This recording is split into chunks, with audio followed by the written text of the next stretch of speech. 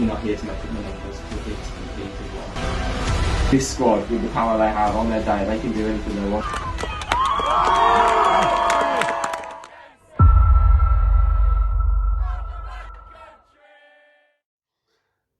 Hello, welcome to the Glasgow Network with me, Jonathan. Today I'm joined by Shaun Mcnally. How you doing, mate? How you doing? All right. Yeah, good. Shaun, I first knew you as a fan, I guess. Someone who followed me on Twitter and we liked each other's comments. Obviously, you were Isla's dad. Isla's in our academy team and reserve team. We'll talk a bit about Isla later, but you're a lot more than Isla's dad now, aren't you, regarding Stourbridge? Yeah. You're a reserve coach. How are you finding the coach being back in the coaching game again? Still very much learning the modern ways and developing my coaching style again within the realms of Stourbridge Football Club. But there's a lot changed since the last time I've coached. I coached around 15 years ago, West Midlands Regional League, which was predominantly men's football, but there has a lot changed since then.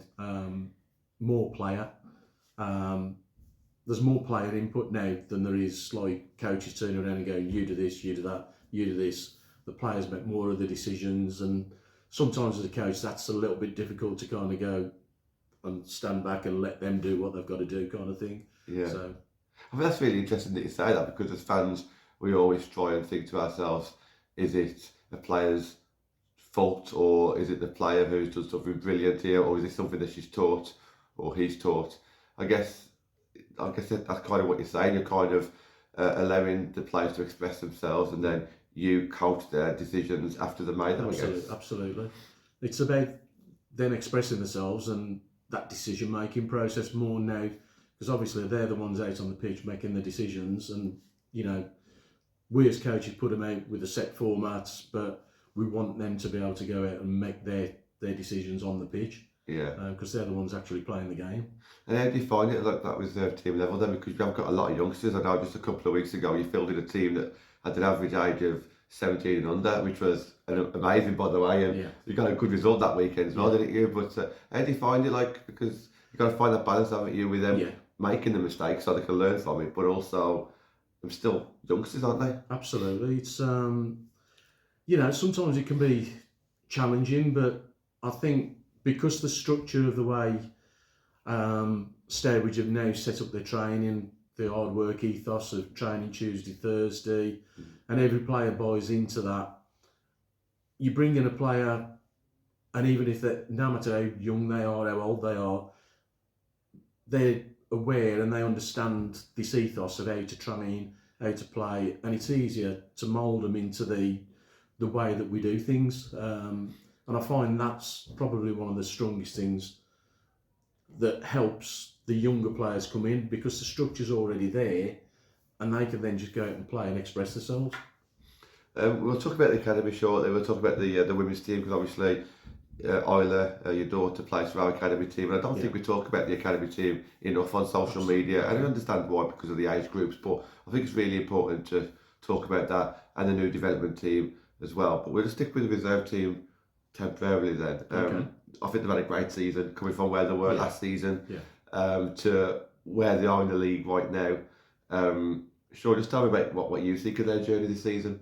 I personally think I got involved probably around about November, December, but obviously viewing as a spectator and a parent, I feel that has been a true football experience. You know, they've started, you know, they played last season and they won predominantly all of the games, and then they've had a massive jump, probably about 4 divisions up. And to start with, it was like, crikey, what's going on here? Yeah. Do we really belong here? And we're going to cut it. But then G, with hard work that she puts in, she, you know, and with the help of Sav and me coming in as well, that structure that we talk about, it's like small steps. Right, we do this, and we'll do this on a weekly basis, monthly basis, and as it progresses, you start to acclimatise to where you are and what you're doing within that league, and that's why I think it's not a 5-minute thing, you know, but I think, you know, because of the the philosophy of the way that the training's set and how G structures her training sessions and everything like that, it kind of all gels together and brings us to this point where we are now, where we're actually, really competing well against top teams. Yes, just in case anybody's watching this who doesn't know much about the reserve team football, the reserves got put into the National League last season based on the first team success. So because the first team got promoted into the National League Tier 4, then obviously naturally our reserve team went up there as well. And you look at the teams that are in there. We spoke on camera to Tom and G about this as well. You are looking at some fantastic big clubs. Some of the clubs that you're playing are Tier 3 in the first team, and to say that you're like mid-table, you're at the top of like the second half of the group, aren't you? It's you really have come a long way. You mentioned about the training philosophies and everything there. How important do you think it is the fact that you try and mirror the first team as much as possible? Oh, absolutely. I know you train sessions together as well, aren't they? It's a massive part of the way, because I've always believed this, that if you've got your 18s, your reserves and your first team all training in the same venue, it's natural for these girls who are in the 18s, who are in the reserves, to look over and see them train and think, do you know what, I could do that. I could do that probably a little bit better, or I could do that, but I need to strengthen on that. And seeing it on a weekly basis and monthly basis, it kind of it gives them that structure, and they can actually see week in, week out that that's where I want to be, and that's, if I do this and I do that and I do that, that's where I can be. I spent the week with Mike Harris a few weeks ago on the entire. I was very fortunate to be a part of one of the training sessions, and I thought what stuck out to me, I was with him all week, but one of the things that stood out, and I think I'll always remember this, is on the second half of the training session, he called over some of the under-18 players just to take part in the second half of the training session with the first team. And I just thought that was a great, if that doesn't inspire the under-18s, and probably the reserve team as well, absolutely, to actually play with them, and also just build that relationship with the first team as well. It's great to see. Well, the relationship between everybody within the women's section, for me, it's just like, that's a massive part of the success, from the top end of your first team right down to into your reserve team. Then it's just like the whole section's just like one team. Yeah, it is. You look at Andy Fisher and the pool of players that he's got. He's not just 25 first teamers. You've then got another 25 reserves who are incorporated into the 18s as well. So it's not like you've got like 4 teams of 25, but you have got a good 50 to 75 players there who are at different stages of the career, different ability levels, but they're all there for him to mould. And I think what also is great to see, and I don't think the fans probably give this enough credit. I was in a meeting with you guys the other week, and it's nice to hear the coaches say, well, what we're going to do with this player who's in either the reserve team, the under-18s, what can we do at that level to make her ready for the first team? Absolutely. And the solution was to play her in a certain position, even though it might hinder your team or the under-18s team or the academy team, even though it might hinder that, it's for that individual to get her ready for the first team. And again, it's great to be that. I think that going forward is going to be, I think that's going to be a massive template to the way that they do things as well, is that fluidity where, like we were talking before, players have got the option to push on to first team, but they've also got the option, if it's not quite happening, drop down for a couple of games and whatnot, get your confidence back and build. And I think that fluidity between the teams is going to be a lot more beneficial going forward. Yeah, absolutely. And I suppose that ties in a little bit with the new development team that we'll see next season. I for one can't wait to see how it kind of happens all over again, because I never saw the Stourbridge first team in Tier 7. I saw them in Tier 6, Tier 5 and now Tier 4. What are your thoughts on adding that extra layer of women's football in? You got under-18s, it's still an under-18s that's now 1 year older. However, they're now playing on a Sunday women's football. Well, I can talk from a personal point of view because I, when I got involved with Stourbridge, obviously through Isla, bringing Isla to the club, we'd come to a point where we felt youth football wasn't offering her anything. So the natural progression, she was going to under 16, but the natural progression was we'll try an under 18s team. Yeah. But then what they're going to do this season, where it's going to be a development squad playing in open age football as opposed to under 18s. I think it's invaluable because it then sets these players up who are probably ready to play senior football. It gives them that little bit earlier so that they can acclimatise. And it is like with the reserves this season, exactly the same with the development. It's all about acclimatising to the level of football that you want to be playing at. And obviously these girls are coming through.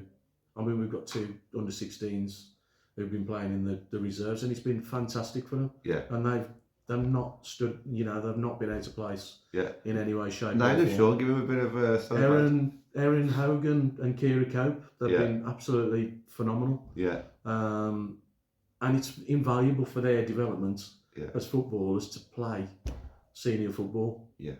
And it really is. I've got a friend away from Stourbridge, and she's looking at getting her daughter into, she's 17, I believe, and she was looking at Stourbridge. However, she thought that, she might get the game time, but it's about getting that balance, isn't it? Because it's okay getting game time, but if you're not developing yourself, and then all of a sudden you get into a women's team, and then you're coming up against 23, 24-year-olds, you can get all the game time you want against other 17-year-olds, but you need to, especially at Stourbridge, this isn't just about women's football now, it's about our club. How can we go from like a tier 4, a 3 team, hopefully, by the time this recording's got out. We're going to bring in top class players across the National League because we want to keep on progressing and see where we go. How can we get our own players to that level, as quick as possible? And the only way to do that is to acclimatise them to the levels that you want them to be at, and put them at them levels and see how they, an old saying is what don't kill you makes you stronger, and that's I think that's an element of what. And from our experience with the reserves this season, there have been some hard times, and they've had some hard situations where their heads have gone down a little bit, but you pick them up and then they realise that they do belong there, and that's been massive. Can you see players in the under-18s now that will make that jump straight to National League next season and play for the reserve teams? And can you also see some reserve team players that might be more suited to the new development team? Well, I think with that fluidity, and I think it's going to be very much, because not everybody's going to be performing regularly, week in, week out. Some players might have dips in form, but that means that, if you have that dip in form, you can then go and then drop down and then build it back up. Yeah. But some people might be flying and then think, that's unexpected, so let's get them. And that's the way, I think that's the way that's how I understand. Yeah, you're not setting one team, are you? You're not setting one team all season. It's a third team, and it's really fantastic. It's almost like you can loan players to yourself. Yeah. Okay, not quite good enough for the first team, or the National League. What we'll do is, instead of loaning you out to Kiddie or Lye or somewhere local, we'll just loan you to our other team for development and just work on a certain aspect of your game. And I think that gives a lot of ownership to the player as well. It kind of, right, this is ABC, this is what you need to do to get there, and we can help them with that. And I think there's going to be more of a template like that next season. So I can't wait. I'm really looking forward to seeing how the under-18s actually start integrating a little bit. We're so proud at this club that the under-8s, 11s, 14s, 18s are all like together. Yeah. But now, the under-18s will hopefully get even more closer to us on the match days, etc. Because instead of just two teams coming back on a Sunday, hopefully we'll have 3 successful teams. And absolutely. If I'm honest, I think the development team will probably finish higher in the league next season than the other two teams because of hopefully their ability and Yeah. so that'll be really exciting. Yeah, There's some definite, there's some fantastic talents there. yeah, There really is. All the way through the section, it's just phenomenal. it is. And you can see that by looking at all the league tables. Yeah. Even on the girls sections, they're all doing amazingly well. Talk to me a little bit about the academy. The academy then. Obviously, your daughter Isla Mcnally is a part of that. Is this her first year or second year? Yeah, it's her first year. Okay. In the academy team. Yeah. How's she finding it? How are you finding it? Very good. She's having good game time, and she's just getting involved with it. And I think the girls are gelling a lot more towards the end of the season. I think we're in the me and Mike and Mike and Cal do that, but I think they're in the semi-finals of the National School College Cup or something like that. We've got Chelsea Foundation in the semi-final, so I'll be having to sneak out to work again to go and see that. The academy is not just about the football, it is education as well. So Yes. she goes to Dudley College, as do I think all the academy too, because it's Dudley College based. Does Isla ever is it hard for her to prioritise football over the academy, or do you think she's got a good mix, a good balance between the education side and the football side, or is she leaning more towards one side or the other? I think, if I'm brutally honest, it's all football with Isla, and she's doing okay with the educational side of it. She's really enjoying the college education side of it, but we talk about football constantly. She trains 5 times a week, like all the other girls in the academy do, and plays twice. And I'm currently making an astroturf zone down the bottom of the garden so she could play a little bit more. But I know that's the desire that all of the girls have got, and you can see it, and it's infectious. It's really inspiring to be involved with, because you can see that in all the girls. It's like, what can I do? What can I do to get better? What can I do to improve? And it's really inspiring to be involved with, to be fair. Isla's done really well with the academy. She's obviously now playing for the reserve team as well. Is there any other players in the academy that plays for your reserve team at all? Yeah, there's Kira Scarlett. There's quite a few who've Kira had first team experience last season. I think she's had a bit of first team experience this season as well. Always stands out as a outstanding. I don't think, since I've been at Stourbridge, I don't think I've seen her have a bad game. And Chelsea Jackson, another one, Demi Phillips. There's a host of names there that you can draw on that are going to be fantastic talents going forward. Yeah. It's the hardest thing is trying to go. Do you know what? You've got all this football in front of you. Yeah. But it's a nice challenge to have. The fact that you're trying to say to them, you've got all this football in front of you, just enjoy what you're doing, because they're so hungry for it which is great. I think that's true, and that's what I talk about with a true football experience, is that you're working with these girls, and you can see that what football means to them and where they want to go with it, and it's brilliant. Yeah, and you're not just tied down to Stourbridge, are you? If I remember correctly, there's a player, at least one player with the academy that's part of the academy but plays for, is it Lai? Is it Joella? There's Joella, I think, and Molly. I think they're based. I think they play for Worsley on a Saturday, then they play for Lai on a Sunday. So that's a good thing as well, that Stourbridge, you invited other players in from other areas, to bring players in and give them that experience. That's 4 women's teams there. Well, 3 women's teams underneath the first team that can all, hopefully get their chance at least at first team football. So let's just finish up on the first team then. I know that you've been to a few games where you can this season, obviously, when they don't clash with the reserves team. Just what are your thoughts on what the first team have achieved this season? I think it's phenomenal. Absolutely. I love watching some of their games, the way that they conduct themselves on the pitch, the way that they played is just phenomenal. I mean, some of the strongest games for me this season have been the games where probably people like kind of look at it and think, well, I wouldn't have picked that as the best game. And, you know, the two recent games, like the Sporting Calcer game here and the Solihull Moors game away, where we weren't at our best, but you could see there was a desire within that team. There was something in that team that you could just tell we're not going to go away from here with nothing, and that is the kind of thing that makes champions in my viewpoint. And you know, but off the field as well, you know, there's some great characters, absolute, and there's no like massive ego. I'll give an example.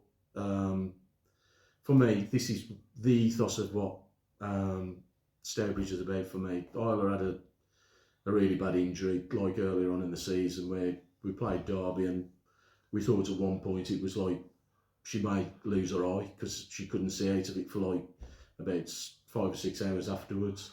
The amount of like messages that we got while we were in there, but one that we had in particular, like Isla was really down at that point, but we was in A&E. Mill Rogers pipes up on Twitter or whatever it was to Isla and said, "What you done, dickhead?" And the smile that come onto Isla's face was just like, and I think that's the kind of spirit that the whole club's got. You know, everybody's in it together, and that's what really makes it for me. Yeah, and I think that's exactly. I think what Stourbridge brings is it's not just a game. Then you go home. You've got that friendship. And not just friendship within the squad now. It's bigger than that. It's friendship within like 4 squads, and then obviously right the way down into the girls section as well. You know, everyone feels so close to each other that you will fight for each other on and off the pitch, won't you? And Absolutely. I think that's great to see. You mentioned Calcer and Moors. I thoroughly agree.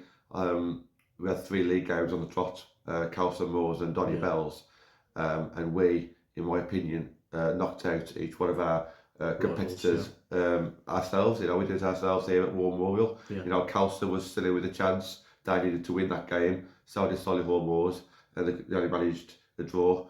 You know, they fought really hard to try and get something, and they couldn't quite get the maximum 3 points. And Donny Bells, unfortunately for them, that probably wasn't their best game when they played us here. But again, they had to turn up and do a job, and they couldn't. And I think that's credit to Stourbridge, because they're not relying on other people other clubs to knock them out. You know, thankfully we're at the top because, you know, we're the consistent team, and absolutely it is really important. And you look at other games, you know, the Hull drawing away. I heard how tough that game was. I wasn't there myself, but you know, just being able to hang on to what we did have at the time, you know, that was really tough to do. And you know, I think in the space of a month, we showed a different side to ourselves that even when we were up against it, we could still come away with a result.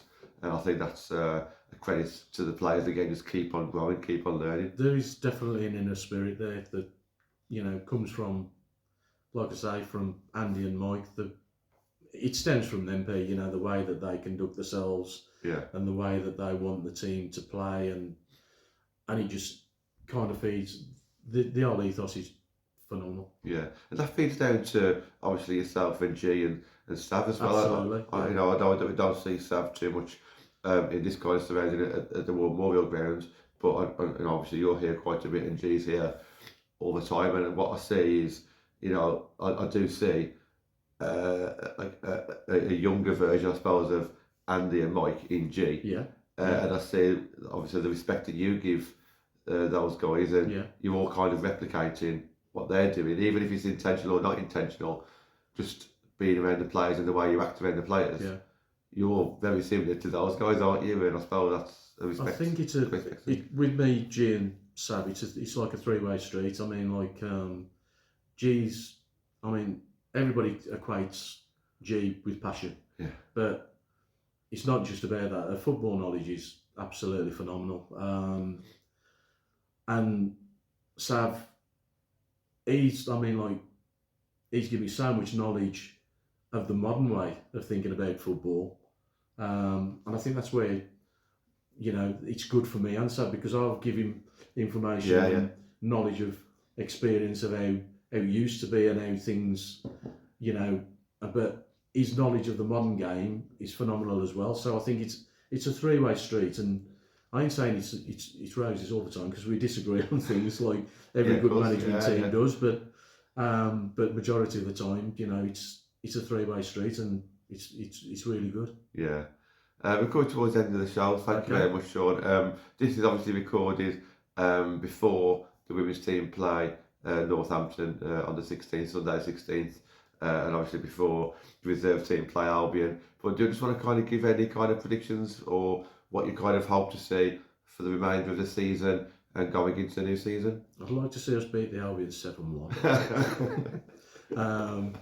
Yeah, I'd just like to go out and give them a go. It would be nice, really be nice to be able to go toe to toe with one of these tier 3 teams and get over that final, because we've come close with a lot of the tier 3 teams, and you know, it'd be nice to be able to turn one over basically, and that's, you know, and give them a really good game.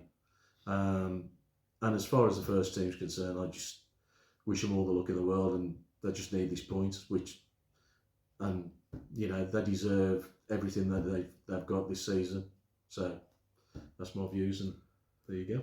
Shaun, thank you very much. Really enjoyed listening to that. I think talking to you, you do actually cover all 4 of these of the women's teams, aren't you, with the academy, the devs, the reserves, and the first team, whether it be a fan, a coach, or a parent. So it's been it's always a pleasure to talk to you, and thank you for coming on. Thank you. And all the best tomorrow against Albion.